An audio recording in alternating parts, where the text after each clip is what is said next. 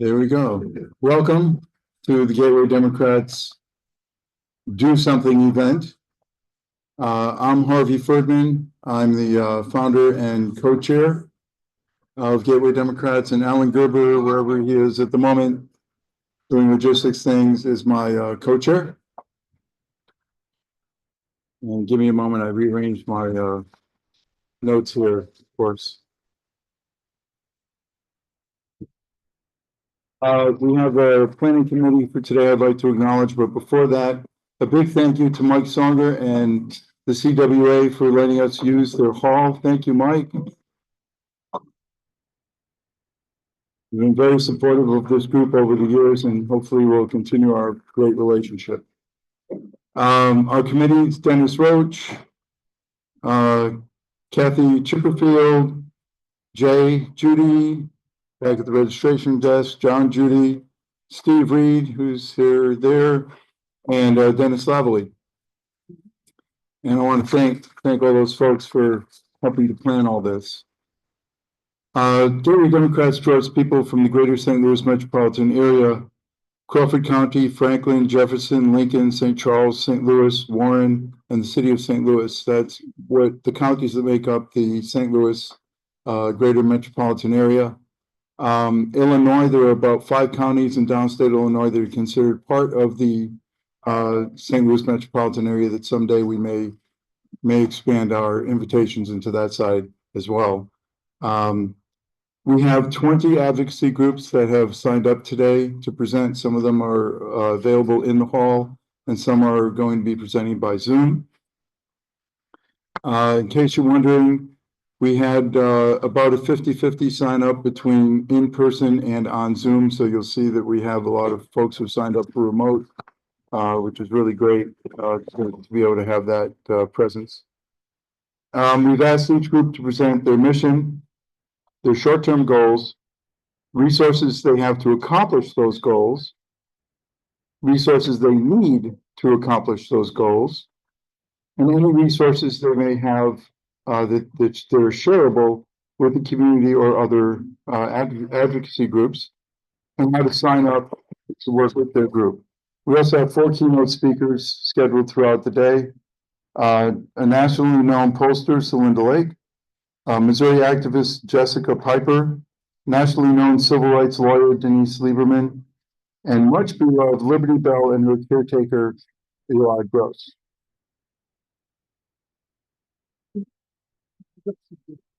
And Liberty Bell's in abstention, but Elad will still represent her. What I would like to do now is our first advocacy group is Gateway Democrats, and to present what our mission, etc., is. Right. Okay, so I'm going to follow the format that Harvey mentioned before. Our mission, Gateway Democrats, is to build momentum between elections. Yes, we should say build momentum for Democrats between elections. Our short-term goals are to run educational programs such as this one. The resources that we have are our planning committee and all of you who care about government and governance. Now, the resources we need, please drop a donation in one of the cookie jars in the back. And the other thing is to share our event invitations. When we send them out to you, please share them on to other people. Resources that we have to share to other advocacy groups are opportunities to participate in these community education programs. As you can see, the tables are on the side and groups who are going to be online. That's what we want to do, is to be able to share that with each other.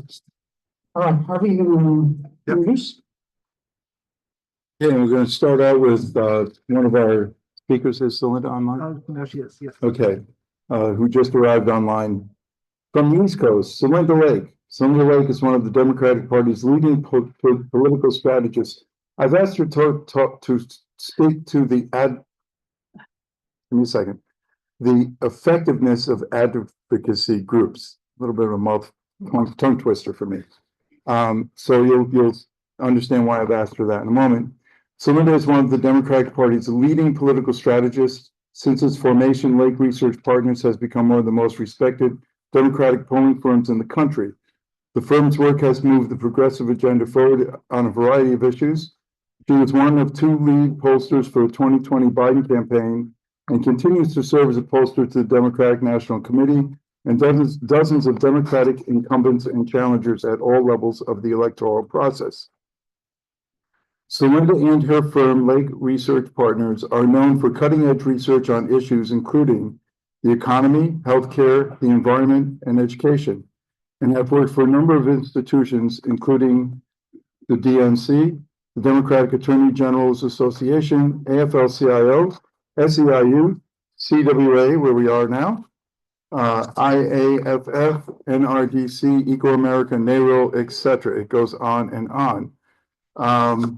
Her international work has included work in Liberia, Belarus, Ukraine, South Africa, and Central America. Her interviews and statistics have been quoted in the Washington Post, New York Times, and Wall Street Journal. Celinda has also appeared on numerous television and radio news programs to discuss her work and provide expert commentary, including all the nationals, CNN, MSNBC, Fox, NPR, etc. It is now my pleasure to turn the floor over to a true American treasure, Celinda Lake. Well, thank you so much. It's really, really great to be with you and great to be starting the new year with you.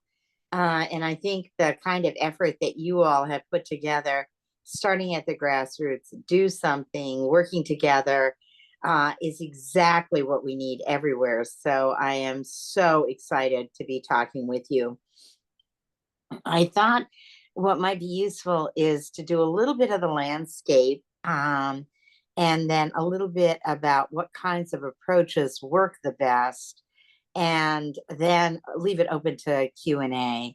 And again, I want to thank you all so much, because all of those accolades, which are a very generous introduction, my mother would have loved to have heard it, are really brought to fruition because of the work that you all do at the grassroots. You make the polling data happen. And having a grassroots, locally based effort is absolutely the most essential thing that we need right now, because as your introductory documents that you sent me outline, right now our party and often our candidates go into communities 60 days out and ask them to save us. And what we need to be in is 2 years out, working in community, with community, local voices, local activism, starting with small local issues and moving and linking those to bigger issues, providing people with connection and information. That's what's actually going to work. And we're in desperate, desperate need of that as Democrats and as progressives. So I'm very excited to be talking with you and very interested in your feedback and your insights.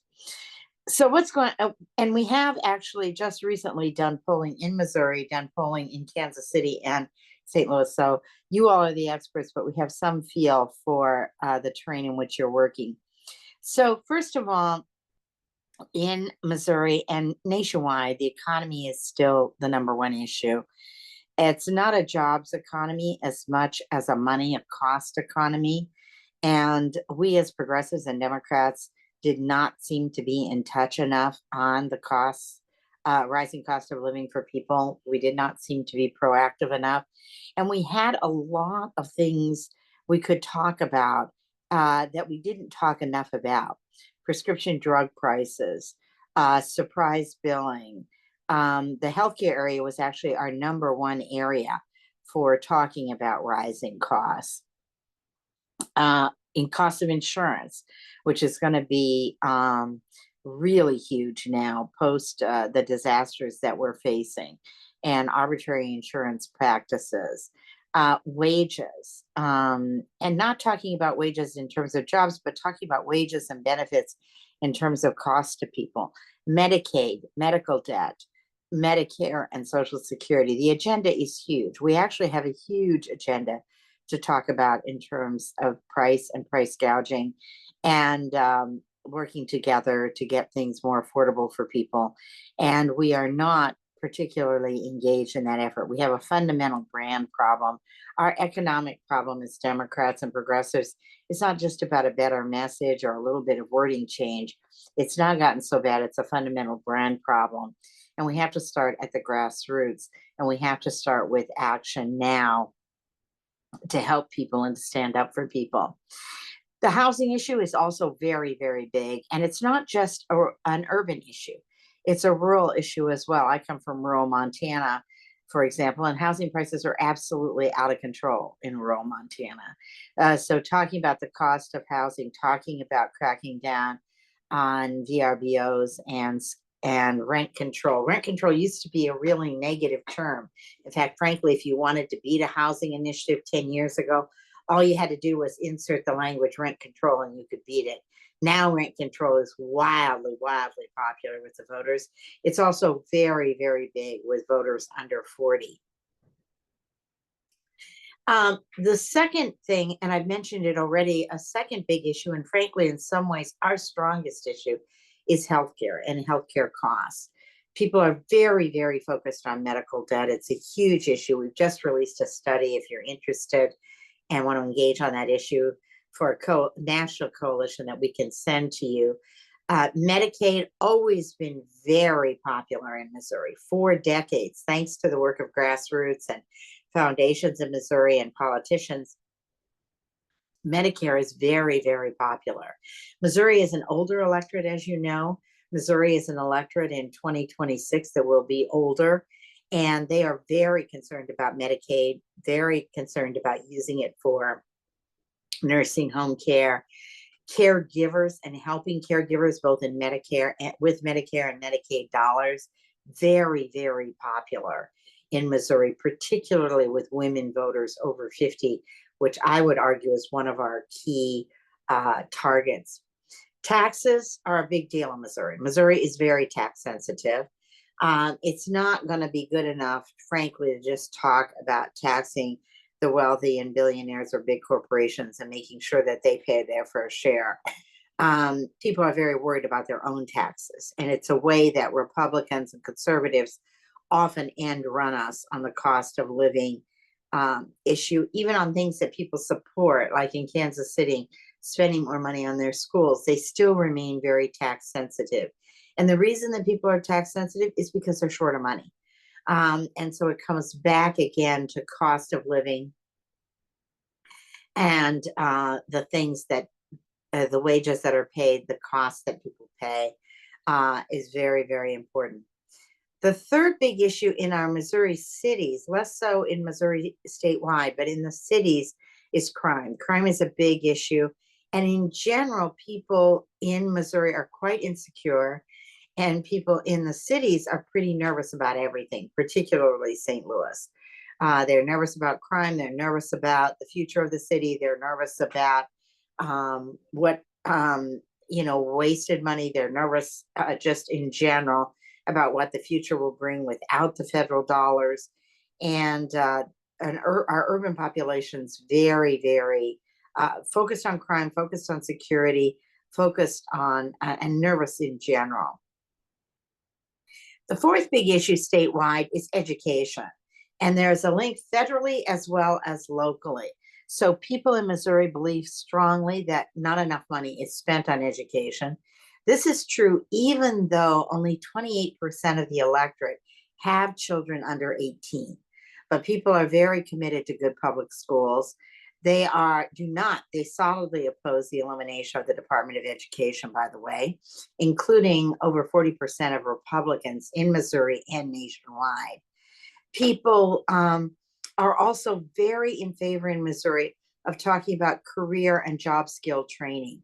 This is an area of expanded education, the apprenticeship programs, the links between high school and community colleges, which are very popular in Missouri, the links between programs and high school, all of that very, very popular in Missouri, very popular nationwide, and an issue that links our education agenda and our economic agenda that, frankly, as progressives, we're not talking about enough.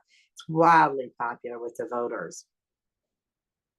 Well, if that's kind of the lay of the land issue-wise, let's talk for a moment about what's key to messaging. And in some ways, that may be most relevant for you. So the number one thing I would say is we need local voices. We need exactly what you were planning. It's not a top-down model. It needs to be a grassroots model. It needs to be bringing the voice, listening to people, bringing their voices to the table, showing up where they show up, being in community and taking action in community. And I was very involved in the GOTV efforts in Pennsylvania. And when we were going into Philadelphia, we were going into Dwight Evans district, which is we poll for Dwight Evans. It's the poorest district in Philadelphia. This is a district that has been a food desert for decades. And this is also a district where the Congressman Dwight Evans does the kids are so poor that he does a backpack campaign at the beginning of January and the beginning of September of every year. When we were going in to do GOTV, we were largely outside voices, not enough local voices. And we were just talking about, you need to turn out, you need, because of Trump, et cetera. We weren't talking about the food desert. We weren't signing up to take action on that. We weren't going to come back for the backpack effort, the local food efforts. And these are the kinds of things that you all are involved in now and can be involved in even more, and that we are in desperate need of. Often as Democrats and progressives, we start out with talking about the problem rather than solution. And we need to start with the solution. People really want to know, what are we going to do about things, not what the problem is. They can talk to their neighbors about the problem. And as one of my favorite message gurus that many of you know, Anat Shanker-Osario, often says, Martin Luther King didn't start his speech with, I have a problem for you. He started his speech with, I have a vision for you, a positive way forward. And that's what we've got to remember. In fact, the messages that work the best are 1/3 problem, 2/3 solution. And just do the problem as a way of linking with shared values, linking with the beneficiaries, talking about how something will work. We often start with the villain, and it's going to be very tempting to start with the villain, with the leadership you have in Missouri right now and with the leadership we are about to face nationwide. But we need to start talking about the beneficiaries, and we need to start talking first about how those beneficiaries will benefit, what they will get out of a program.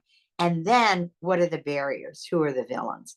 Not first starting out with the villains and offering what voters perceive to be as very little. We need to start with asset messaging, not deficit messaging. Not, we're short of this, we're short of this, we don't have this, we don't have this, we can't do this, we can't do this. We need to start with what we do have, how joining together can make a difference. And that's particularly important in Missouri, because in Missouri, more than a lot of states, is pretty sensitive about waste, and they feel short of money already. And so they're very worried when we start from a deficit model that what we're talking about isn't possible, rather than what an asset model is. And good news, bad news, Missouri voters are more aware of the federal dollars, particularly in the cities, than a lot of other states are, but they also know those federal dollars are ending. And so it makes them think that things are even less possible, rather than more possible. We need to start with, we need to understand that often our biggest problem is not opposition. Our biggest problem is cynicism and disappointment. That is particularly true with the second group of target voters, who are voters under 40, who are absolutely not planning to turn out right now in 2026, and voters of color. They are more cynical and disappointed than they are feeling that they oppose anything we have to offer. We have to prove to them that things are possible. We have to give examples where we have united together to work on things. We were testing the message to young voters during the last campaign that the system needed reform, that things were not working the way they should. And younger voters, voters under 40, completely rejected that narrative. They said, no, this system is rigged. The system is working exactly the way it's designed to work for exactly the people it's designed to work for. It's not broken, it's rigged. And that is a very, very important distinction. Our messages need to be populist. Populism tests incredibly well. The right has its populist narrative, and you've seen some very populist right-wing narratives in Missouri. We need to be populist as well. We need to be fighting on behalf of the little guy. We need to be getting action on behalf of the little guy. And again, remember, don't start with the villain, start with the beneficiary, and then get to the villain as part of the barrier to what we're trying to do. We need local voices coming together. We need to be in community. We need to provide ongoing information. One of the things that people say repeatedly is they have no good source of information.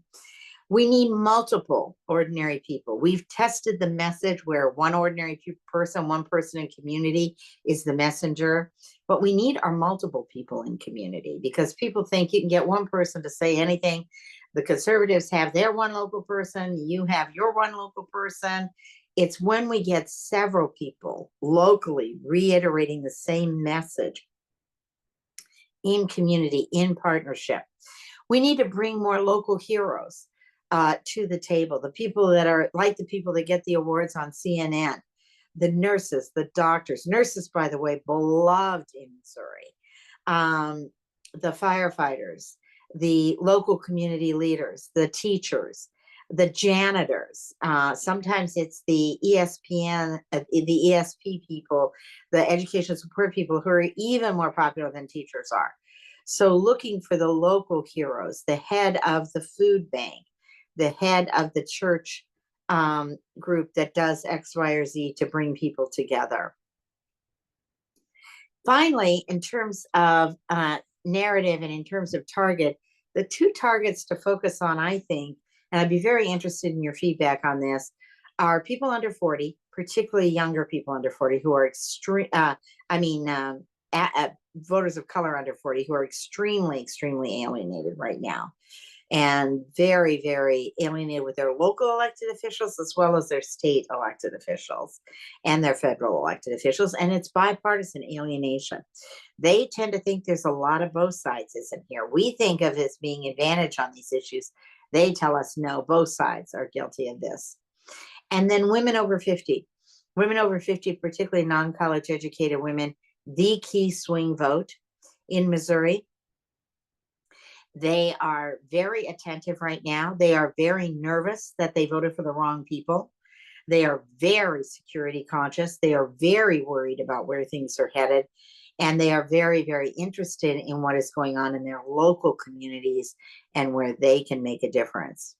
So that's a very fast tour of the landscape. Delighted to talk with you more about it, get your feedback on that, and delighted to take your questions and your comments. Fantastic. Are we turned on? Yep. Okay. Thank you. I'm looking at you on the screen, so you're probably seeing the side of my face. Thank you, Celinda. That was very inspiring and useful information, and we really appreciate it. Just so you know, yes, we are obviously local here. We also have statewide groups represented here today. They're focused on education, healthcare, environment, etc. I do think that one of the things you said that's really important, and that's the community have some, I'm going to call it unity in messaging. But I think a better, more practical way that I would like to say that is through these meetings. We hope to have these meetings periodically, looking at the attendance here, maybe even as often as once a quarter. Different advocacy groups get to know what the other groups are working on, so that messaging simply can be as simple as being aware, if it comes up in conversation, that someone is working on these issues. So I'm hoping to be able to spread that through these meetings. Thank you. You have a question online. We have a question online and a question for the audience. Do you have time for questions? Oh, I do. I can be on as long as you need. Clarification. So the first Hold thing on. Can we get this mic afterward? We need a mic runner. Thank you, Sydney. The first question I have, you listed targets. It says on. Yeah, it should be on. Yeah, I can hear you. Okay, yes, it's on. Is it on? Can you hear me? Yeah. Yes. Okay. If maybe you can just ask it through the mic. Okay. Okay. So you listed the two targets that we need to focus on. On the first one, people under 40. I just want to clarify, was it people, all people, women under 40, or is it people of color under 40? Oh, yeah, good question. I stumbled on that, so thank you for asking that. All people under 40, and particularly people of color under 40.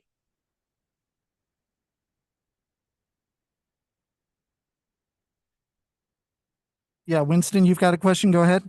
Yes, kind of a comment and then a question. Please. I think everybody here online and there in St. Louis knows that, or maybe needs to be reminded that the primary purpose of a political party is to get things done, to get legislation passed. And it's been so long since we got anything major passed that I think a lot of people have lost track of that, and we're like hamsters just running on the wheel when the doors open and we could get out and go somewhere. And talking about your two major issues, I've been distributing to and happy to send it to anybody who wants it. I call it Blue in Two, an imaginative plan to turn Missouri blue in 2 years. Oh. And it involves three modest proposals. All of these are revenue neutral. You mentioned tax sensitivity. Wouldn't have to increase taxes to do any of these. An affordable homes project, put people to work constructing and renovating homes, sell them to people at cost, no interest, no money down, rent to own. That's going to do more for tenant groups and people struggling. The Democratic Party platform talks about making homes affordable for essential workers in communities. This would make homes affordable for the people you mentioned, teachers, firefighters, whoever. The second one is a renewable energy project. Again, these put people to work on good paying union jobs. Let's reopen some factories around Missouri and around the country. Let's start manufacturing solar panels and sell or lease them to people again at cost, no money down, interest free. And finally, you mentioned healthcare. I've promoted for several years to no avail, and I see Dr. Weisbert's on the phone today. The idea of a healthcare cooperative, where people, it basically would be what Pete Buttigieg called Medicare for all who want it. But you would pay in just the cost of whatever, cooperatively is charged in healthcare. Basically, you cut out the private insurance companies and save everybody 40, 50, 60%. Now, the action part of this, Benjamin Franklin couldn't be here today because he's dead, but Thank you. I'll get to the action part later. I'm very impressed with all the things you're involved in and would like to invite you to be a guest speaker at our next event. I think there's a lot of people here that would like to hear more details and give you some more time to flesh this thing out. I'll put my email and cell phone in the chat. Oh, that'd be great. And we'll be in touch. Thank you very much. Thank you. And fabulous ideas. Love to work with you on that. Yes, good to see you. I have been a long time admirer of your McNeil. I'm a retired politician. So anyway, I wanted to know about, you mentioned our two groups and particularly women under 50, women over 50 being very kind of nervous or concerned. Would you go a little bit deeper into what you're meaning by that and how, if that has anything at all to do with the abortion issue that we just voted on this year? So the abortion issue is and Missouri spoke strongly on abortion. So the abortion issue is a very strong issue. Missouri is way more pro abortion than people think as part of reproductive health care. The Dobbs decisions completely changed the numbers. You have two groups of voters that are particularly pro-abortion: younger women and baby boomer women, because baby boomer women remember when abortion was illegal. They are horrified by things like investigating miscarriages, etc., because that cohort had a lot of miscarriages. But the unfortunate thing is, for our last election in 2022, abortion was a national issue and the economy was localized. People still thought, well, my state can do it. In 2024, abortion became localized and the economy became nationalized. And that hurt us in a lot of federal races. What some people have concluded is that the abortion issue didn't matter. That's the wrong conclusion. That's not the right conclusion to draw. But moving forward, what is important is there will be opportunities around the abortion issue, sadly, unfortunately, and that's a good time to be activated. But what security means right now is more economic security. This cohort, very worried about the future of Social Security and Medicare, very worried about incomes, very worried about retirement security, very worried about caregiving agenda, very worried about the jobs they and their husbands are going to have, very worried about age discrimination. And if you notice, my common word there is very worried. These women know how to worry about lots of things at once. And we don't, the talk about things like the opportunity agenda wasn't that popular with them. They wanted to hear about the security agenda. And so coming back now with a fresh slate open to us, we need to talk more about issues in the security frame. And they also are very worried that even when they take steps for security, that it won't happen. Like the insurance prices will go up. They'll get surprise hospital billing. They'll have an appendicitis, or their son or daughter will have an appendicitis, and all of a sudden the entire family is in medical debt through no steps of their own. So when we think about this agenda of steps that we're making for people economic well-being, for those women in particular, it's powerful to bring in, we're going to give you peace of mind. We're going to give you things you can count on. We're going to stand up for you. We're going to make sure there are no surprises, et cetera, et cetera. So thinking about it from a security frame, security is the number one value these women have.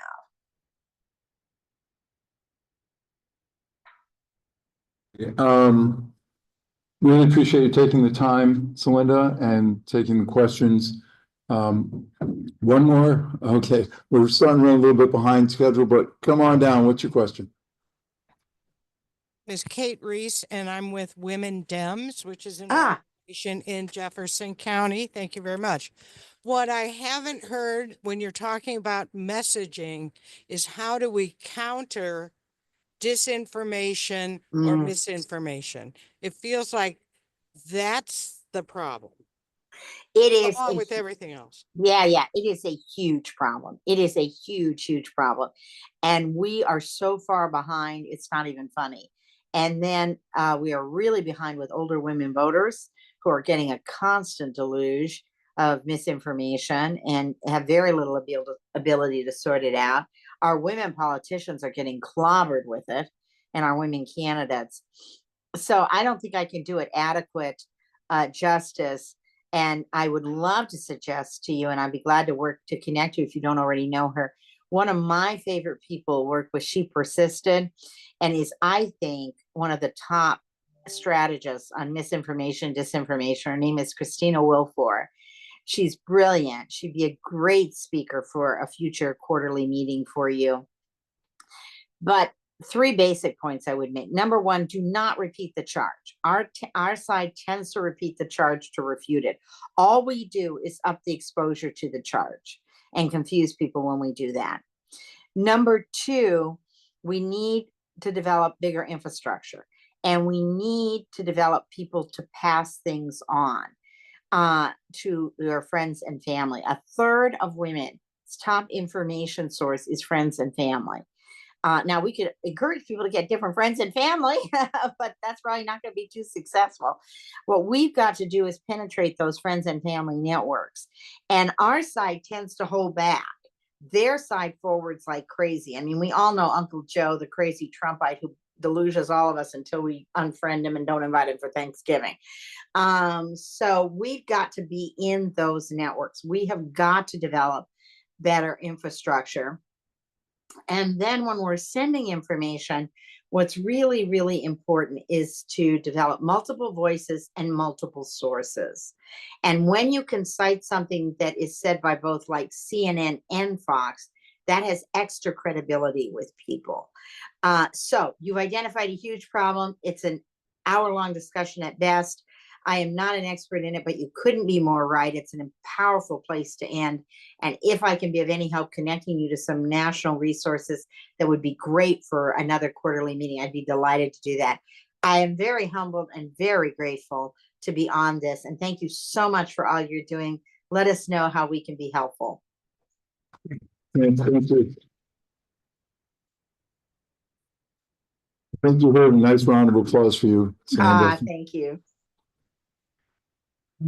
Wow, that was inspiring. Moving on, so I guess that kind of reinforces that we're all here doing the right stuff in Celinda's world, which is a very important view that she has of our political world and government and governance. Our first group is going to be introduced by Al. All right.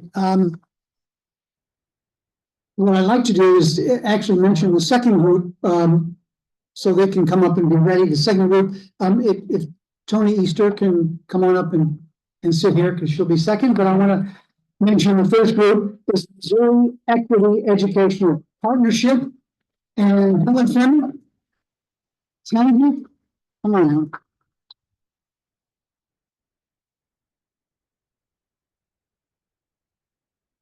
Hello, my name is Heather Fleming. I'm a founder and executive director of the Missouri Equity Education Partnership, or MOEP. My name is Dr. Amber Binge, and I am the co-director of the Missouri Equity Education Partnership. Hard to say. We created MOEP in 2000. I can do that. In 2021, in response to the first anti-CRT, which now has morphed into anti-DEI initiatives. And the purpose of our organization is to work within communities in order to build out the infrastructure for things like messaging and making sure that where there's information deserts, we are providing adequate information. We are helping people. We have a program called the District Captain Leadership Program, where we're trying to have someone be a district captain in every single school district in Missouri. And what we do and what we provide is education and training around how to organize within the district. They provide us information about the needs of the district, and we in turn provide them with resources so that they can address the concerns that they have in their school district. And the reality is, what we have quickly realized is that the same issues that Parkway has is not the same issue that Nixa has. Amber, doing the work that she's done over the last few months, has discovered that there are issues that we are talking about that are very strong here that are not ever even mentioned in some rural school districts. And so our work is to make sure that we are organizing at the local level to ensure that people, number one, have the ability to impact their communities positively, to protect equity education, to protect their school districts in the process. We also have where we monitor at the state level. So we have the Let Them Learn Coalition, where we join together with other groups in order to make sure that everyone is informed about what's happening in our state legislature. And then we also have people that, of course, travel down to Jeff City to monitor a lot of the bills. So a lot of work being done. She's already my face. We also train you to do testifying, written and in person. I don't know how many of you have joined us in Jefferson City 2 years ago, but we had so many written testimonies that we actually shut down their system in Jefferson City where there's nobody calling us. So in order for that to happen, we need everyone in this room to be part of us and be members.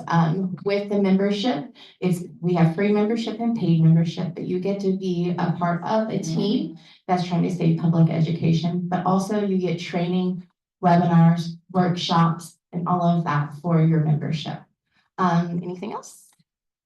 Yes, so if you can visit our table, we have links so that you can join us, make sure that your name, we use every action, so make sure your name is in our system so that we can keep you informed on what's happening. And then if you could be so good, one of the biggest things, of course, that probably all of these organizations need is funding. We need donations in order to keep the work going. So thank you.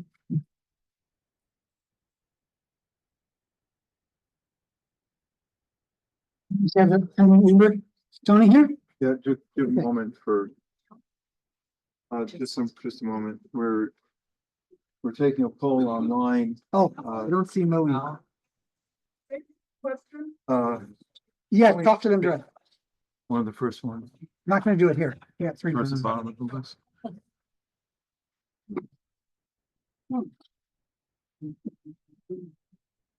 It's spelled out. Yes. I've seen it. Oh, my bad. All right, I'll get that fixed. If anyone online is interested, please put your information into the chat. And we will get that to Moe. Okay. Okay. And then we had a question. Was there a question? No, we're not gonna take questions now. Sounds good. Okay, we've scheduled like 2 to 3 minutes for each group, so we're not gonna take scheduled questions now. Go talk to them. That's what they're here for. Okay, so the next group that's gonna be speaking is the Respect Voters Coalition with Jillian Easter. Thank you. Hello, my name is Tony Easter. I am here today representing the Respect Voters Coalition. Respect Voters Coalition recently did a poll asking supporters across Missouri what they wanted us to focus on in 2025 and 2026. And the #1 response was ban the Missouri legislature from continuing to attack the citizen ballot initiative process, including with biased ballot language.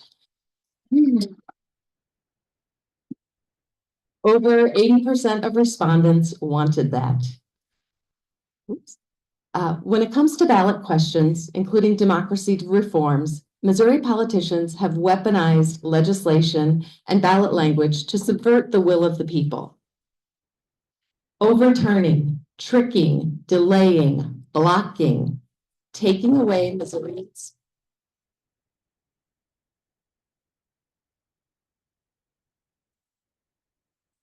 I'm messed up. Taking away Missourians' power. In the November election, the majority of people voted for change. In this populist anti-establishment moment, with Americans rising up against the political class, the time is right to go on offense. Change is possible. We can lock in a fairer people's process forever. The changes could include ban the legislature from making initiatives more difficult. Ban the legislature from changing or repealing anything passed by citizens' initiative, unless there is broad bipartisan support. Enact stricter criteria for accurate ballot language, and we could even take power out of the politicians' hands to draft ballot titles and put it directly into the hands of the people. There is precedent for all of this, and even more is possible with your help. For writing the policy, we need to hear from you and as many Missourians as possible, because this is your constitution. And if we want voters to vote yes, we need to make sure all voters are represented by the policy and included in the process. This will be a people-led grassroots movement. We are organizing throughout the state of Missouri. We will be making presentations to introduce ourselves and our goals and grow our numbers. We will be conducting town halls, at least 3 in each congressional district, to hear from Missouri citizens What are their highest priorities for protecting the initiative petition process? An initiative petition is largely 3 big steps: write a law, collect signatures, convince voters to vote yes on the associated ballot measure at the box. In our case, that would be in November of 2026. So we've got a good amount of time to collect signatures. You can help us pass a ballot initiative to protect the process. Together, we can ban politicians from interfering with initiatives that voters have already passed. We can ban them from attacking citizens' ability to use the initiative process. And we can ban them from manipulating tricky language on ballots that misleads voters. Please visit us at our table where you can endorse this concept, and you can sign up for our Monday Zoom meetings, which are at 4 p.m. to organize. You can join us on Facebook. Thank you very much from Respect Voters Coalition. I want to say a few words about that. I just want to say a couple of words about that. You folks are all very much aware of the recent women's choice amendments and all that great stuff, and probably aware of legalization of marijuana and all that great stuff. Are you aware that a few years back, the voters of Missouri passed a law to, it was a non-amendment, but an initiative, and there's a difference. Similar thing, to reduce the amount of guns on the streets. And our legislature overturned it. Okay, that's why these things are now coming out as amendments, because they can't overturn amendments. I just wanted to say that preserving our right to those initiatives is incredibly important to our democratic process. So my hat goes off to the group. Thank you.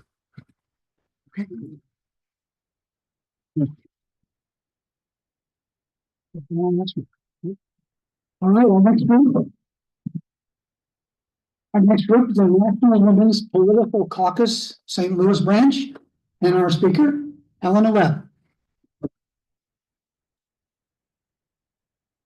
Hi, everybody, and thank you, Harvey. That is a perfect transition to the National Women's Political Caucus St. Louis chapter.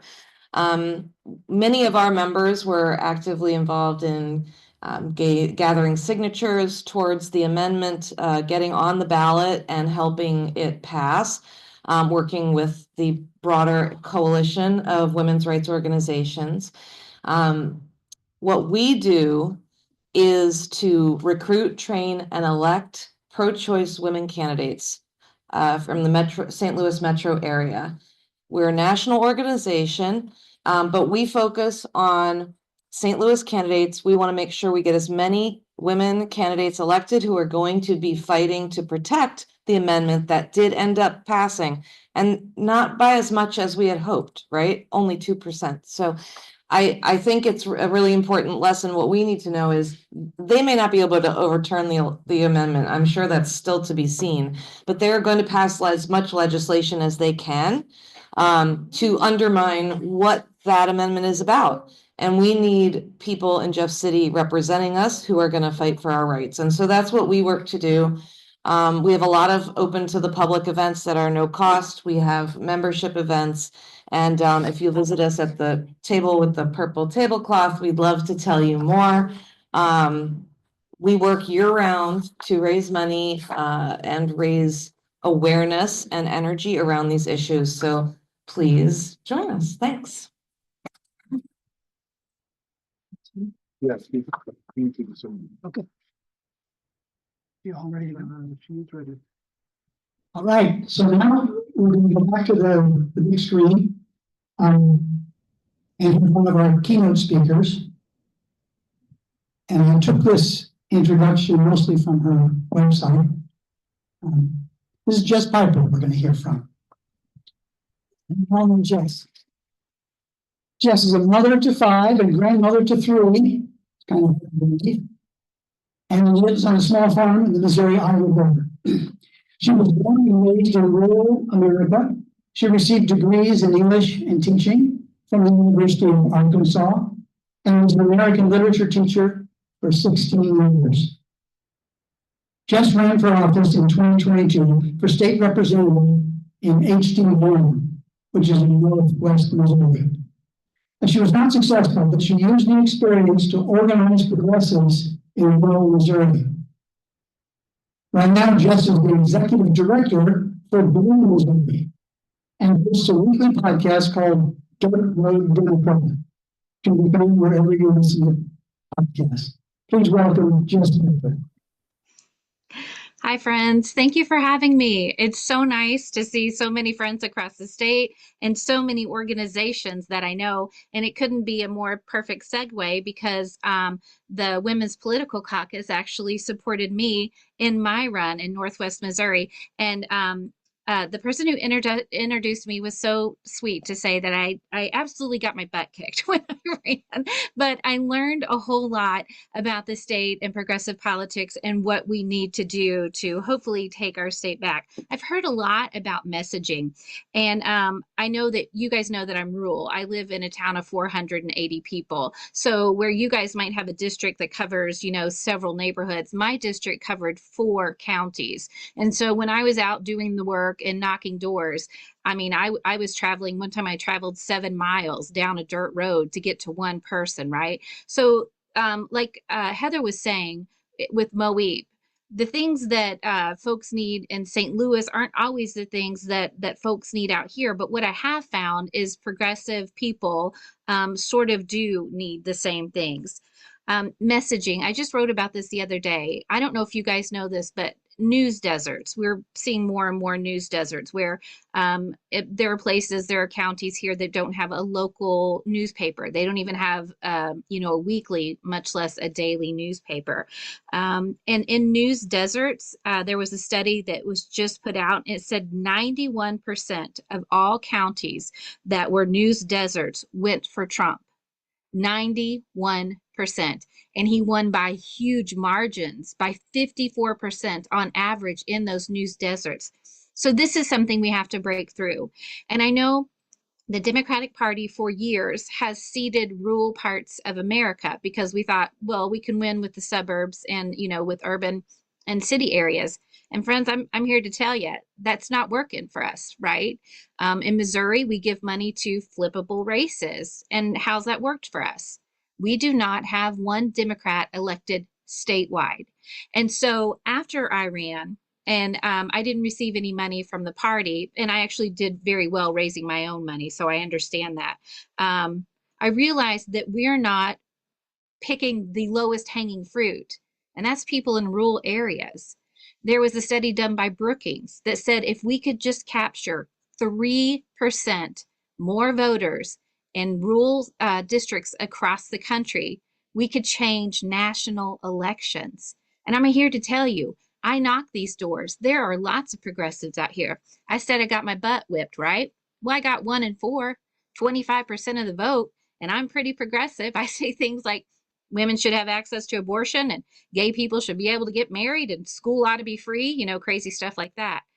But we can move rural people. And I think that really is a message. And that's why I work with Blue Missouri, because that's most of the folks that we support. Last year, we had $220,000 that our members raised for 49 Missouri down ballot Democrats. And because of Blue Missouri members, not one person, not one Democrat running for state house had less than $7,432. And that's because of our community. We do the bathtub model, bottom up. Those who have raised the least, we start with them. And there's a reason for that. It's because we need to build benches, because we need to support people who are in rural spaces, who are in the reddest districts, who are in the toughest districts, who haven't had a Democrat run in their district for years. We supported a woman named Jo Stewart who ran down in the 154th. She had not had a Democrat on her ballot since 2012. She lost big time. She got about 17% of the vote. But you know what she did do? When she was out knocking doors, she talked to people about the minimum wage amendment. She talked to them about, guaranteed sick time. She talked to them about the abortion amendment, and these things passed. And I'm convinced that they passed because there was enough people from these rural areas that came out and voted for it. So it's Blue Missouri is the organization. It was started in 2017 by Michelle Hornish, who was from St. Louis, and another one of her colleagues, and it was called It Starts Today. So some of you may remember that. And what we do is, like I said, we support those rural districts. And the reason is because we should be running everywhere. And I know the reason that I had to quit teaching, because you can't run for office and be a teacher in Missouri, and that's super convenient, right? Keep 66,000 people out of the political process. But beside the point, I ran because I didn't have a state representative running as a Democrat. And in places like where I am, and I know a lot of people on this call will say, you know what? Well, rural Missouri votes against itself. You get what you vote for, right? I didn't have anyone to vote for. Because I pulled a Democratic ballot this August to vote for Crystal Quaid, I couldn't vote for my sheriff, my prosecutor, my assessor, my state rep, my state senator, nobody, because there was not a Democrat running in any of those races. And so that's why we do what we do, to say, if you will run in that space, we will support you. If you will stick your neck out for the rest of us, we've got your back, right? And that's how we show up.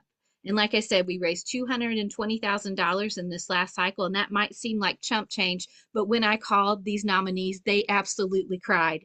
They were on their knees because they were so thankful that our members thought of them and sent them money. So we put up billboards. We put up yard signs. There were postcards that went out. There was literature that was bought. We paid for people's gas when they were having to travel 4 or 5 or 6 different counties to reach people. I'm very passionate about Blue Missouri. After I ran and I was going to have a hard time going back to teaching because I did talk about abortion, Michelle reached out to me over and over and over again. And she said, I think that you're the person to carry this message. And I think she was right, because we really do need in Missouri some bench building. We need people that will go out and do the really, really difficult thing of running in rural areas. And if you're passionate about the message, if you believe like I do, you could just text Piper, Piper, to 33777, and we'll send you the information, and you can decide for yourself if it's, something that you would like to do. And I appreciate your time. Thank you for letting me be on this call. So the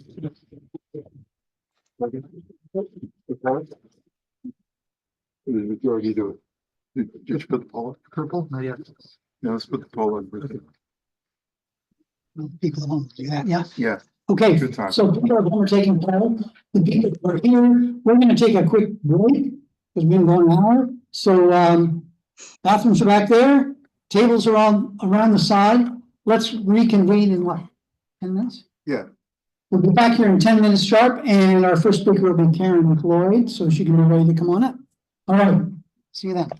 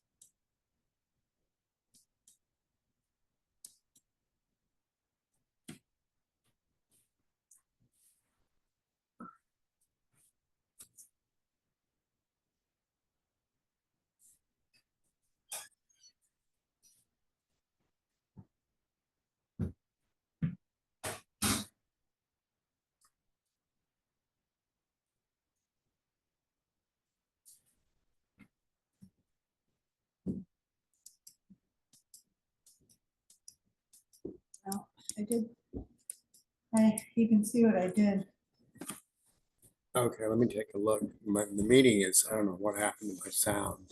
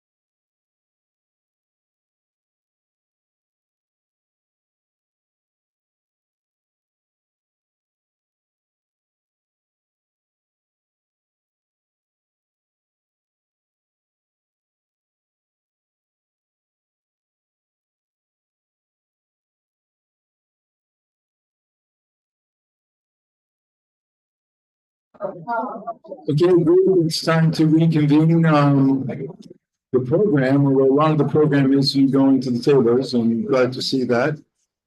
But if you would, kind of finish up your conversations and start heading back, and we have some chance of running on time here.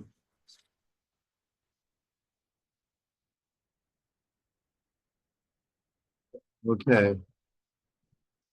Well, I'm gonna have to do my old camp thing. If you can hear me, clap once. Clap twice.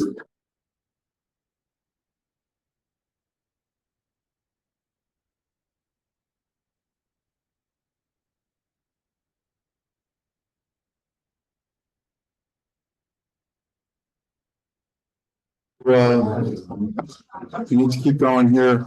Alan's going to introduce our next group. Okay.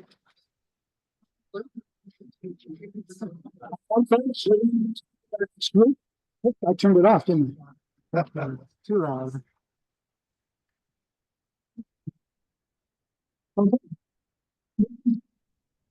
What's county influence? Who's going forward? Going forward.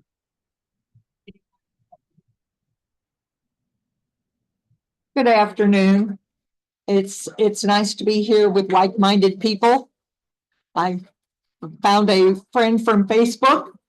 It's always nice to make friends with people and then actually make their acquaintance. I'm one of the co-chairs of West County Democrats. We're mostly an older group of people. We meet on Monday mornings. Our mission is to educate primarily our membership about issues that are important to them and to help elect Democratic candidates to office. Our meetings are the second Monday of the month, which means tomorrow we have a meeting. Our meetings begin at 10 a.m. We are currently meeting, I found a glitch on our website. We are currently meeting at the Manchester Justice Center, which is also known as the Manchester Police Department building. At 200 Highlands Boulevard Drive. It's if you know where the Costco and the Walmart are in Manchester, you're almost there. Just look for where the flags are and where there are police vehicles.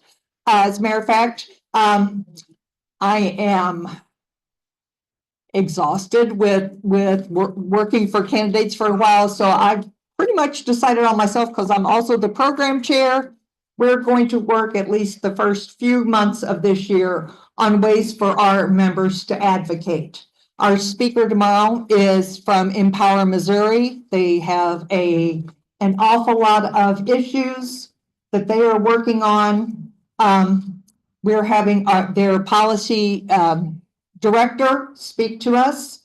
Again, our meetings are the second Monday of the month in the morning at 10 a.m. And we would love to see you. We do have a website. We have a Facebook page. We have a table over there, and I would love to be able to have a chance to speak with you. Thank you very much. Good job.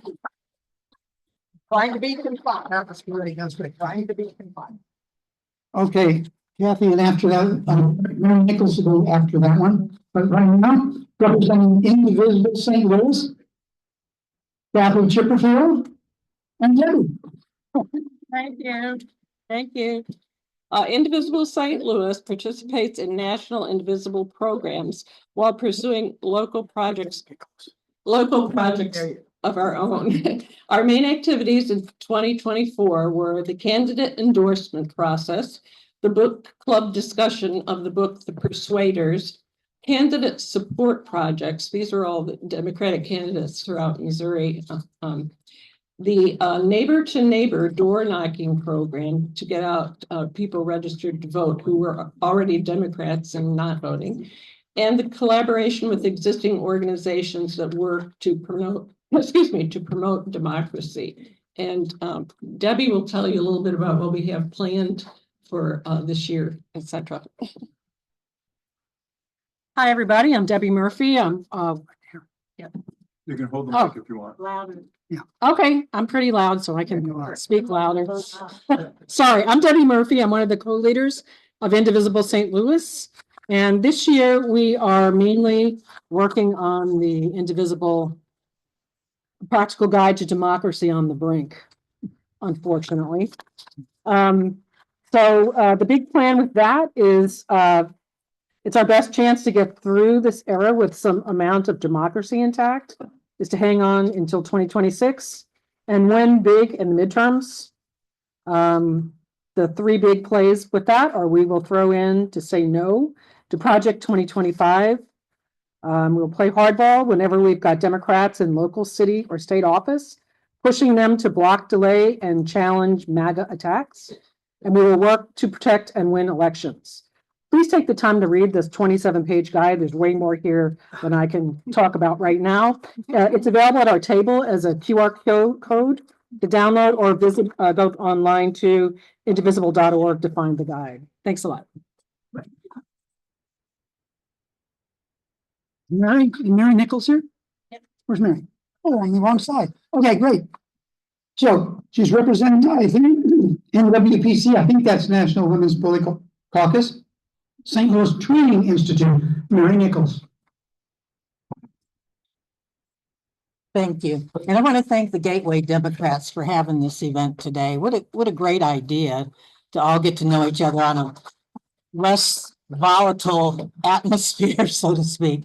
So my name is Mary Nichols, and I am president of the Training Institute arm of the Women's Political Caucus. You heard our president, Helena Webb, speak earlier about the organization. In fact, you heard Jess Piper talked about how we supported her during her candidacy. So my arm of it is the Training Institute. We train women to go run for office. I will take men too, that's fine, we'll sign you up. As long as you believe in our issues, we'll take you. But, you know, especially with this April election coming up, these are a lot of first-time people who've never run for office. Maybe their friends are saying, yeah, you ought to do it, you know. And then they sign up and they think, oh my gosh, what do I do now? So we have a training session that will be on February the 8th. Covers pretty much everything you need to know about running for office. And this is for pretty much first-time runners. Our second one that we have will be March the 8th, and this one is titled Campaign Couture, Wardrobes for Winning Votes. And this is going to be held at the Women's Jewish Center on Lindbergh, and we have a wardrobe expert who's going to show you, you know, how to make that first impression that's the one that always lasts. So these are the kind of things we do in our training institute. And I would like to invite any of our other organizations that are here today, if you'd like to sign up for a slot in training this year, we'd certainly love to hear. We're going to have a How Do You Talk About series. How do you talk about abortion? How do you talk about climate change? How do you talk about whatever you don't know how to talk about? So that's what we do in the Training Institute. We are a 501c3 organization, which means if you give us donations, you can take them off of your federal tax return. So we've got a purple table right over here on the other side of the purple table over there. And please come by, and I'd love to talk to you about our organization. Thank you. Thanks. Oops, okay. We're going to be doing online next when we get it. Oh, there you go. There it is. Okay. We done? Okay. And all right, I just wanted to mention to the people who are watching at home that we have about 70 people in the room. That's probably why you hear such big applause each time. Okay, so next we're going to have representing the physicians for a national health program, friend of us all, Ed Weisbach. Hell, hey, thanks. I hope you can see me. Yes. I don't know. So I'm going to follow form, and we have a request and we have an offer. And first, though, let me explain sort of our strategy so you know why it is that I'm offering and requesting these things to you. You can see my slides, yes? I'll assume that you can. Yes, they're up there. I just got to move things. There we go. Yes, we can. Okay, good. So, so we're called Physicians for a National Health Program, but a lot of our members are not physicians. So feel free to get engaged. As you probably know, our mission is we advocate for single payer Medicare for all. That's our core mission, but we have developed we now call it triple aim, where there are three pieces that we're working on. So in addition to single payer, we think we need to improve Medicare itself by adding in the missing benefits, hearing, vision, dental, et cetera. But we're not silly about this. We understand that this is 2025 and that these two things are unlikely in the next 4 to 6 years. So we have a lot of work that we can continue to do. We said it's a triple aim because the third part of the plan is to end profiteering. And this is basically stopping the corporate rating of Medicare and indeed Medicaid. We can talk about that more. But in terms of ending profiteering, we've been finding that this particular piece of our aim has the broadest political appeal. It appeals to progressives and to conservatives, which I'll show you in a moment. And that means that we have new allies that we can work with down this road of ending profiteering. But you have to understand that not everybody who agrees with us about ending profiteering wants to do this in part for the same reason we do, which because we think that money should go into improving traditional Medicare. But we can still work with folks. Some people want to end profiteering because they want to lower the national debt or they want to divert the money to whatever. But they still agree with us about ending profiteering. And we think as long as we can head down that road together with folks, we should do that as far as we can. So, but we think that money should be going into improving traditional Medicare because we think that would pave the road to single payer, our true north. But again, not everybody who wants to improve traditional Medicare thinks that that should be for single payer. We have many people who think otherwise. So we call this a triple aim because we do believe that that's the way to get to the way to get to the center. We've found that this strategy has pretty broad political reach. Cori Bush, of course, agreed with us on this stuff. We met last month directly with Representative Wesley Bell. And I'm proud to say he was right on board with the things we were talking about. And this may surprise you, but we also met last month with this guy. And I'm not quite sure if it landed, but we think it did about the third part of our aim, that ending profiteering. So here's how we're approaching that. We met with him or with his local field representative, and we focused on the business issues of Medicare Advantage because of our belief that if we can deal with this, that will get us closer to single payer. So the business issues are that Medicare Advantage is ripping off taxpayers, and I think that resonates with what we heard earlier today. The second mission here is that Medicare Advantage is bad for business. Conservatives and progressives alike don't like monopolies or consolidation or anti-competitive. And then lastly, that Medicare Advantage is simply bad for our state. It creates barriers to healthcare for all of us who are involved in this, and it's a key reason that rural hospitals are struggling and closing. And none of these issues are unique to Medicare or Medicare Advantage. It's true for employer insurance as well. But these messages resonate with progressives and conservatives of all political parties and give us ways to be moving forward. The short-term thing that we're doing is we're looking at the hearing. There's a lot of hearings we could be engaging with, and we've decided we specifically want to engage with Dr. Oz. So we're hosting a shadow hearing.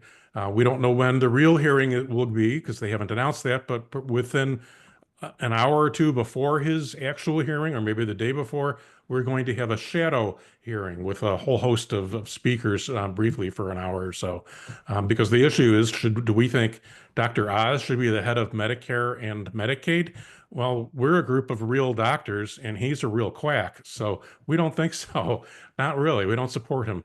We can't yet register you for this event because we don't have a date, but we will soon be doing that. So if you go to this link and shoot me a note, I will keep you posted as soon as we open up the registration process for that, and then you'll be made aware of when the event is. So the thing that I would offer to you is that we'd be glad to come to any one of the groups that was speaking today or will be speaking. We'd love to come out and talk with you more about all three parts of this strategy or whatever resonates with y'all the most. That's a note there to send me an email directly.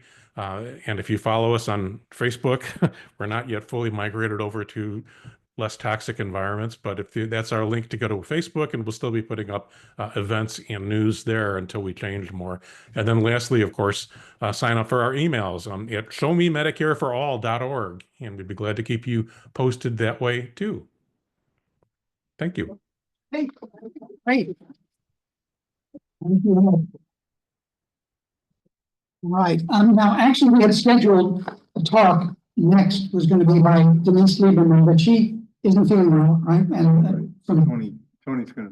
right, and so we're gonna have Tony Easter, who spoke before, but she's gonna speak again on this issue for Denise. Tony? Thank you. So I attend Denise's Monday morning MOVPC meetings. So I'm pretty familiar and I pulled up her website. So MOVPC, the Missouri Voters Protection Coalition, is a nonpartisan statewide network of voter advocates who work to secure the right to vote in Missouri. MOVPC advances its mission through 4 areas of work, including policy advocacy, strategic litigation, voter engagement, and education, and election protection. MOVPC meets every Monday morning at 10 a.m. in a statewide Zoom gathering, which is a true coalition of organizations from throughout the state who are serving the people. And they're really fabulous meetings. They have a state legislative tracker on their website, and they're very active in Jeff City, do a lot of testifying. They have a lobby day coming up in Jeff City on January 28th. And MOVPC runs the Election Protection Program, which arranges nonpartisan poll station monitoring on election day at as many polls as possible to help anybody who has any issue with, who feels that they've had an issue with voting, and they're there to guide them to a lawyer if needed. They have lawyers available on the phone on election days. Their website is movpc.org. Thank you. Thanks. Thank you. Okay. Yeah, probably speak for a minute. Yeah, just for a second. I don't know. Everyone's always used to a lot of the news and talented people coming out of the coast. Denise Lieberman is one of us here. And I just want to read a little bit about her background so you have a little more idea of what this organization is really based on and what she has built here. She currently serves as staff attorney for the Missouri Voter Protection Plan and a National Civil Rights and Racial Justice. She's staff attorney for the Missouri Voter Protection and Advocate for Advancement Project, a National Civil Rights and Racial Justice organization based in DC. She teaches courses on constitutional law and civil rights in the Department of Political Science at WashU, where she helped coordinate the development of the Civil Rights Litigation Clearinghouse.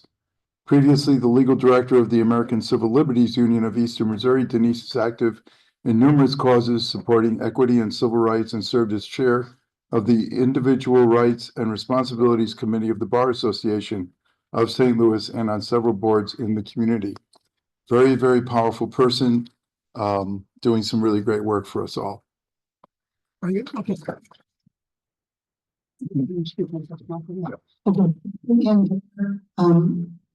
Talk about Just Moms, and we don't have a mom actually representing, but Harvey's going to speak for them because he works very closely with that. Yeah, I got a message. You've probably heard the name Dawn Chapman and Karen Nickel, and I got a message from Dawn a little while ago that she's down with strep throat, and Karen's not feeling so great either. So let me just tell you a little bit about Just Mom St. Louis and my involvement with them. Is Bill Otto still in the house? He was here a little earlier. I had helped get Bill Otto elected, 12, 14 years ago. And one of the constituents' doors that he knocked on was Dawn Chapman. She called him right after the election, I think even before he was sworn in, and said,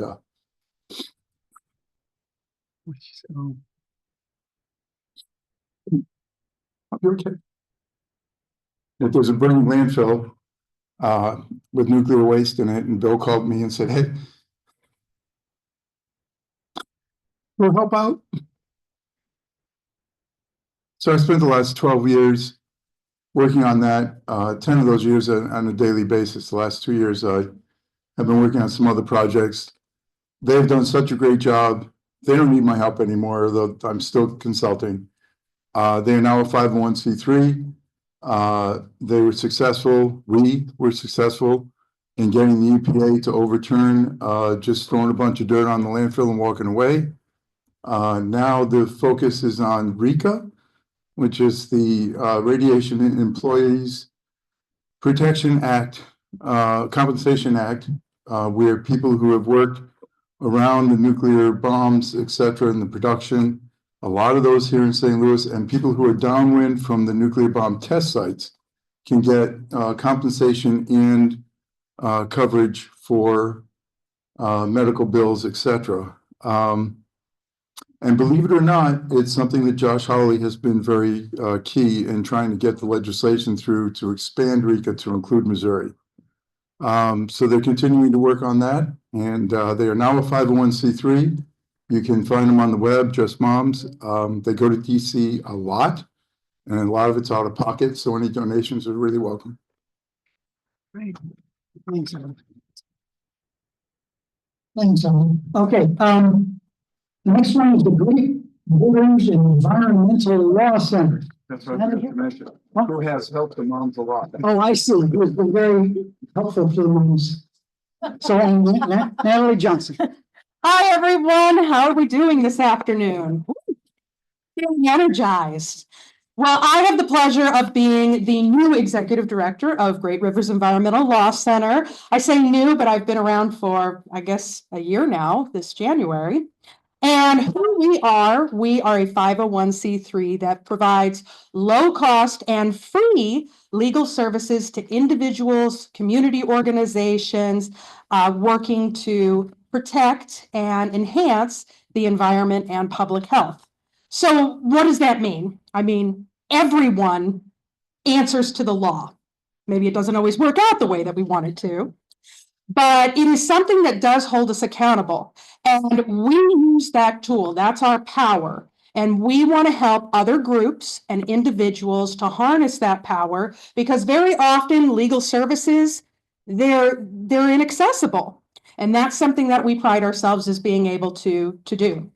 So what we're working on as far as our short-term goals right now, we have a lot of effort going into expanding access to clean energy, particularly with solar.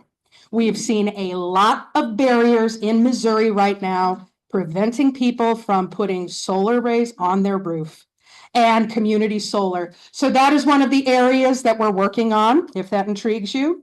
We're also working on confined animal feeding operations, big ag. We know that the protections are very loose.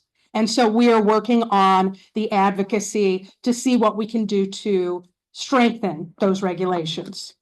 Of course, we're going to work on land, protecting those beautiful places that we want to visit, both in urban areas and, say, in the Mark Twain National Forest.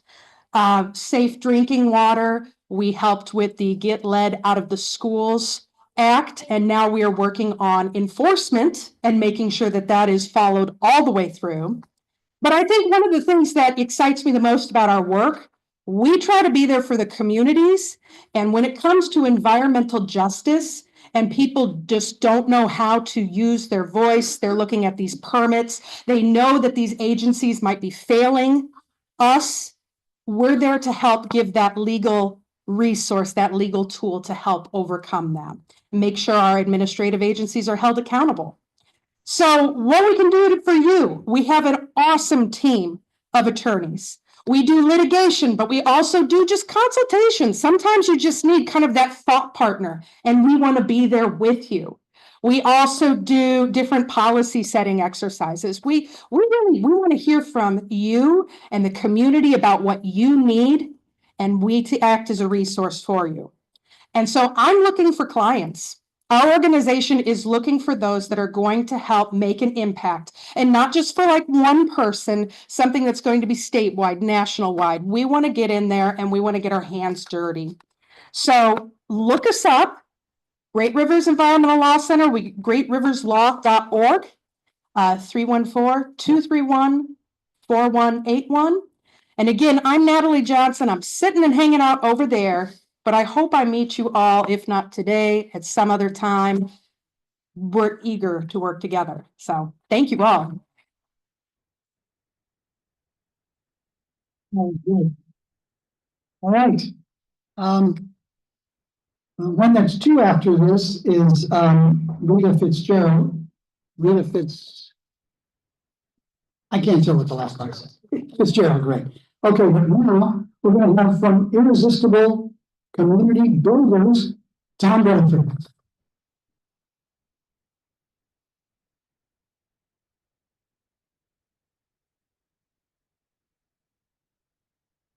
Hi, we're sharing our booth with Citizens Climate Lobby. And my wife Carol and I are full-time climate workers. We helped get Citizens Climate Lobby going years ago, and there are now 500 chapters around the world. Hundreds of us meet with our representatives and senators a couple times a year usually. And we came within one vote of passing our legislation that we've been mainly focused on for years, carbon fee and dividend. The idea is to put a tax on carbon and refund all of it to the citizenry. So low and middle income people, the prices of gasoline and other things would go up as a result, but all that money would go back to family, individuals and families, and so it would kind of offset the higher cost. I'm going to talk primarily about the other thing that we're a real job is creating what we're now calling islands of cohesion communities that address climate change on the social level and from many different approaches. And I don't want to go on forever, so I'm just going to read what I wrote. A big chunk of what ails St. Louis civilization and the planet could be solved with one optimized existential opportunity. I was so excited when I ran across that term, which means an existential opportunity is defined as a development that dramatically accelerates the progress of humanity. And that's what we're out to do, and to get it started right here in St. Louis. And we know that this can work because Nobel Prize winning chemist Ellen Prigozhin observed that when any system is far from equilibrium, small islands of cohesion can shift the whole system. And that's true for chemistry. It's true for all the sciences, including the social sciences. And we know that these islands of cohesion, communities of practice, can be established quickly because the National Academy of Sciences issued a white paper just before COVID called Social Tipping Dynamics for Stabilizing the Climate by 2050. And that demonstrates that a social and greening technology breakthrough, which is needed, follows the same laws of contagion as viruses.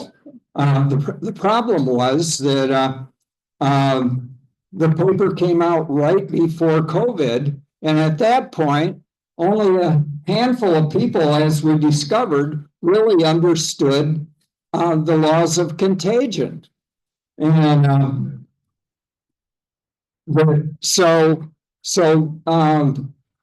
maybe the positive thing that comes out about that is that we all had a crash course in what it takes to cause contagion. So I invite you to come to our booth in the corner there and look at stuff about Citizens Climate Lobby and about this community that we're creating in the Central West End, the Fox Park neighborhood. Thank you very much. Okay, the one after this is gonna be the Sierra Club, but right now we're gonna hear from 350 St. Louis, Rita Fitzgerald.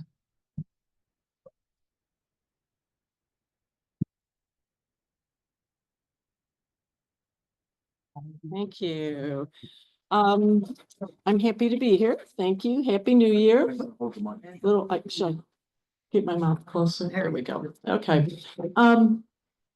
So 350 STL, as you can tell by the STL portion, stands for St. Louis. So we're the local chapter of the 350 national and international organization.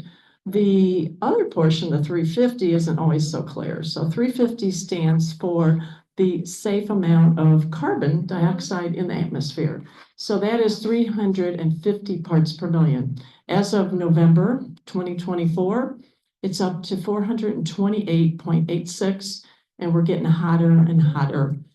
So with that being said, our mission is to reduce fossil fuels in a way that benefits communities and addresses social and environmental injustices. We want to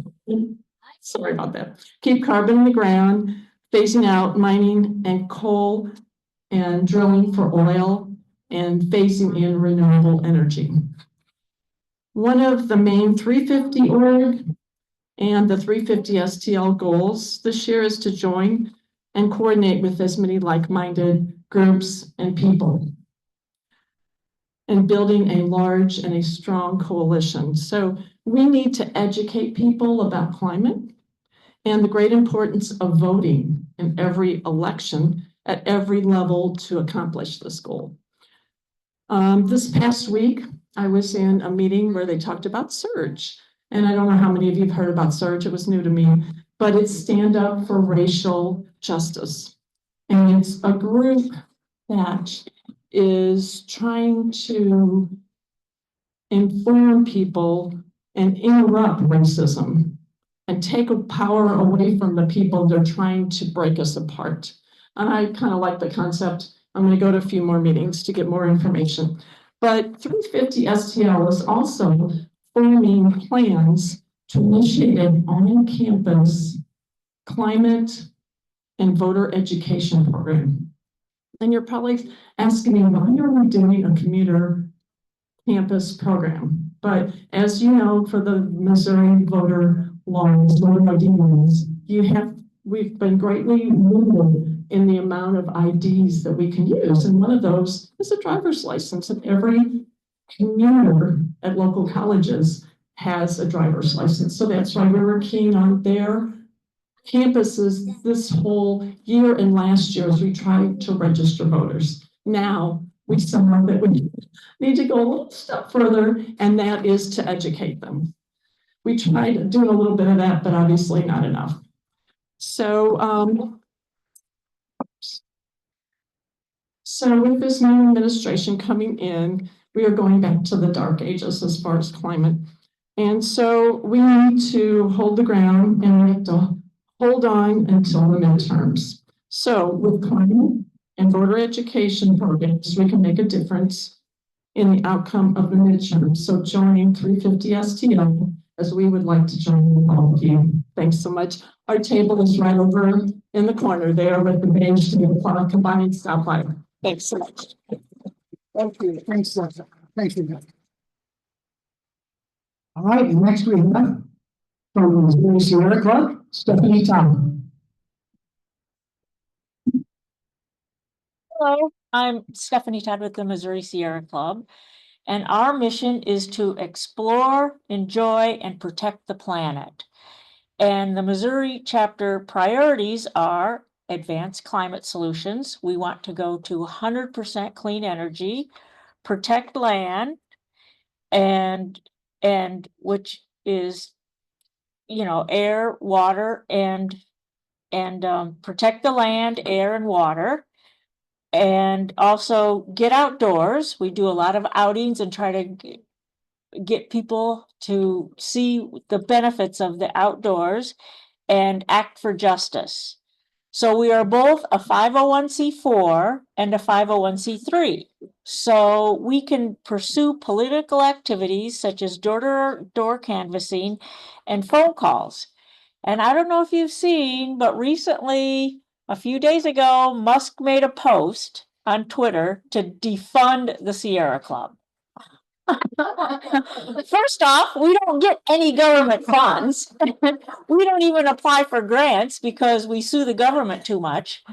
And so I don't know why all of a sudden the Sierra Club is an enemy and why he's against us, other than he doesn't want to address the fact that all these wildfires in California, all these hurricanes in Missouri, they're all climate driven. And he wants to bury his head in the sand. So I guess he's looking for the, a horrible group. So the Sierra Club. So anyway, we're always looking for volunteers, and again, and we have lots of different opportunities across the whole spectrum. We have outings leaders, we have, political things, we have just tables to educate about climate change, and we also we do a lot of the same things that all these groups are doing. We're fighting the industrial farms and we're all in this together. Thank you. Thank you.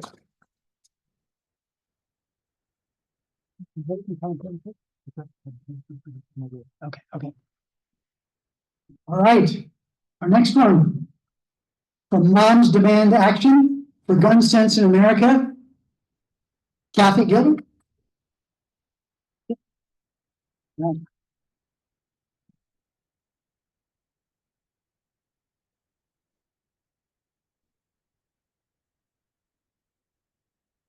I'm Kathy Gilbert. I'm representing Moms Demand Action for Gun Sense in America. We are the largest grassroots gun violence prevention organization in the country.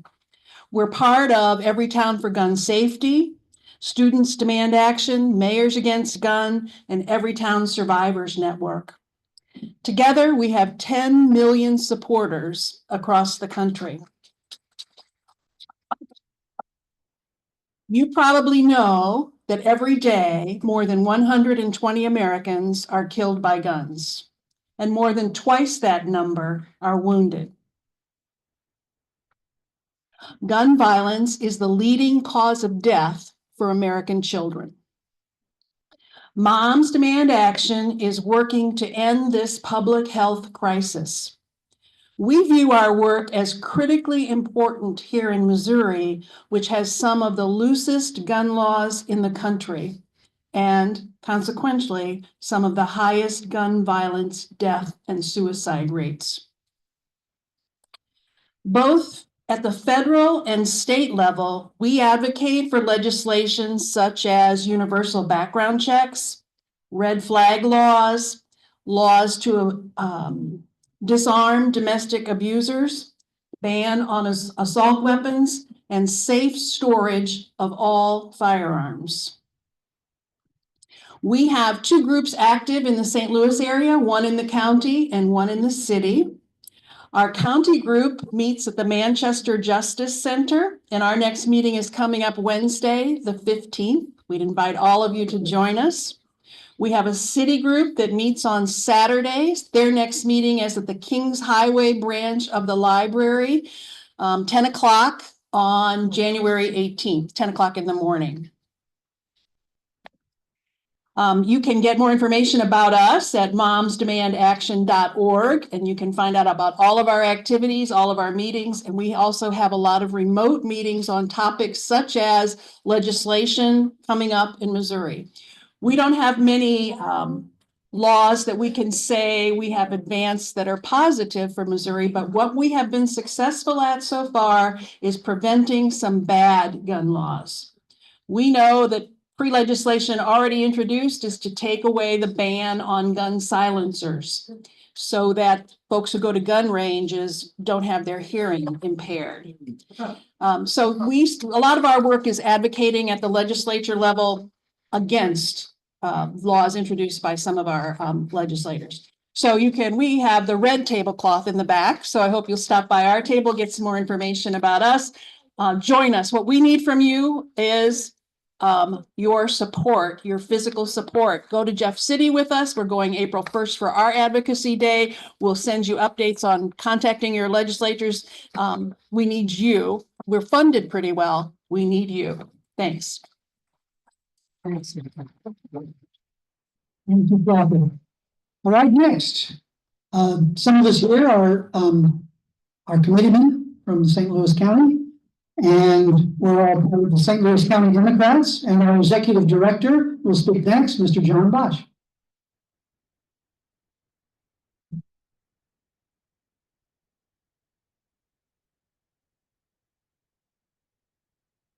Go on, sing it. All right. How's everybody doing? My name is John Bosch. I'm the executive director of the St. Louis County Democrats. If you are a committee person for St. Louis County, would you please stand up or raise your hand? Let people know. We have people all over. Thank you. These are elected volunteers who put together programs and try to bring speakers together to inform the public. One of the things that we've been working on over the last 2 years since I started with the County Democrats has been to increase information to you all so that you know what your Democrats are doing and who we want you to vote for. Right. So Winston early on in the program was on Zoom and he was saying, what do you stand for? Get that message out. Well, that's what we are trying to do. So for instance, if you want to come back to the table back in the corner there, you can sign up for our weekly newsletter. I try not to kill you with lots of emails and daily asks. Everybody knows that we need funding in order to do this kind of work. But last year for that cycle, we raised almost $240,000 and opened up 3 offices so that people could come together and canvass for candidates all over St. Louis County. And we want to do that again. We're looking at spaces right now for the next cycle, right?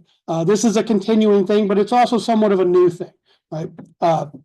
We're working hard with our committee people so that we can inform people of what is going on. Right now, there are over 800 bills filed in the Missouri legislature, right? And many of those are from great Democrats, and that's a message that we need to get out. For instance, Doug Clemens was here earlier, and he has a bill about informing the Department of Natural Resources about excavating whenever somebody tries to dig into the ground, which is going to have a huge impact for environment around Coldwater Creek, right? So we want to get that information out because we do have good legislation, but what happens is that the other side sometimes tries to co-opt what we're trying to do. Right. So they won't give us hearings on good bills. They will take legislation and file similar stuff. And we want to get the message out as early as possible. And you all can help with getting that information out. Right. So sign up for our newsletter, become informed, go to our townships. There are 28 local townships all around St. Louis County. Some of your committee people are here. You can talk about that with them. But we want you engaged as much as possible. Right. Some of them are hybrid. Some of them meet in person with Zoom. But we want you to be engaged. So please step up and talk to us. Thank you. Thanks, John.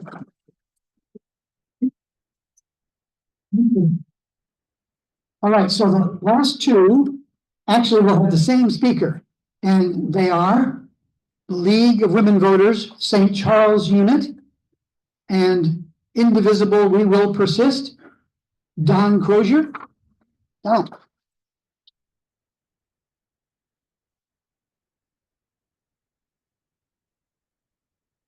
Hi, I'm Don Crozier from St. Charles County. I want to thank everyone for coming and thanks for the Gateway Dems for hosting this.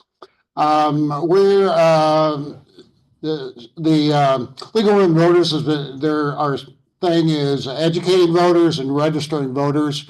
Our big thing is doing the naturalization events at the Arch, usually, or at the courthouse. And we register new citizens as soon as they get naturalized. And it's a really neat event. If you'd like to join us and help, the website for the St. Louis organization, which is our main group, we're out of St. Louis, and the website is lwvstl.org. We have units across the region. Our unit is out in St. Charles, and our website is lwvstc.org. One of the other things we do is the vote411.org. It is a nationwide program, and it's not active until about 2-3 weeks before each election. So if you get on vote411.org and you don't find any local information, you have to wait, because we send out surveys. We're nonpartisan. We send out surveys to all candidates, and it's a big process, but the surveys don't come back until a couple weeks before the election, and then vote411 goes live, and it's also published in the Post-Dispatch. That's all I can think of to say. Also, I'm going to switch hats, take off my nonpartisan hat.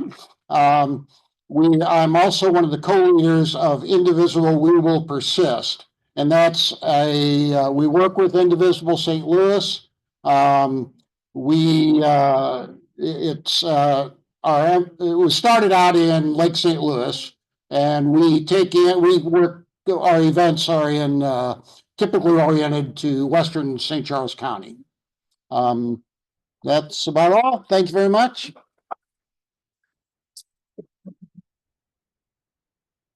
Thanks, Don. Do we have Planned Parenthood in there?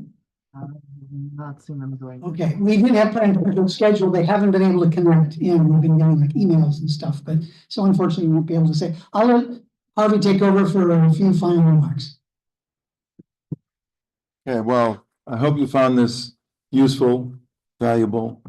You'll hopefully receive a email survey, getting a little bit of feedback so that we can use that for our next event. Also, we have a suggestion box back at the sign-in table. Please take a moment. If you have any suggestions, any groups, anything you want to put on there. Susan? Talking about elections, and I want to remind you that Tuesday, April 8th, is your municipal election. So please find out what's going on in your own communities and vote. Thank you. Municipal elections Tuesday, April 8th. So you're looking for candidates. League of Women Voters usually has listings for the municipals as well. So you can go there to see who's in your area. Susan? I wanted to say with the League of Women Voters that during the legislative session, we are nonpartisan, but we do take decision on issues. So we monitor legislation. We have committees that work on specific concerns like the environment, healthcare, education, and our committee members look at legislation, make recommendations to our board about approval of legislation or working against legislation, opposing it. And so anybody who's interested in helping with those efforts, please come to our Metro STL, League of Women Voters website and find out how to contact us. We can always use more of you. So I'll summarize that real briefly for the folks on Zoom. League of Women Voters, although they do not endorse particular candidates, they do work on issues and take positions on issues and have a lot of active committees working on these. And for more information, go to the League of Women Voters website. Abortion rights, anything that we were discussing today, the league also works on. Yeah, pretty much everything that's been discussed today. Any other comments, questions from the audience before we close out? This is great. Okay, anything on Zoom? Nope. Okay, please look for the surveys. Take a moment to fill them out. Thank you all, not just for being here, but for your concern about our government and our governance. I'm kind of not I'm trying to not use the term political and politician anymore. It's governance. It's all about how we govern ourselves. And in this democracy, it really matters. And it matters that you're all involved. So thank you for being here and thank you for what you do.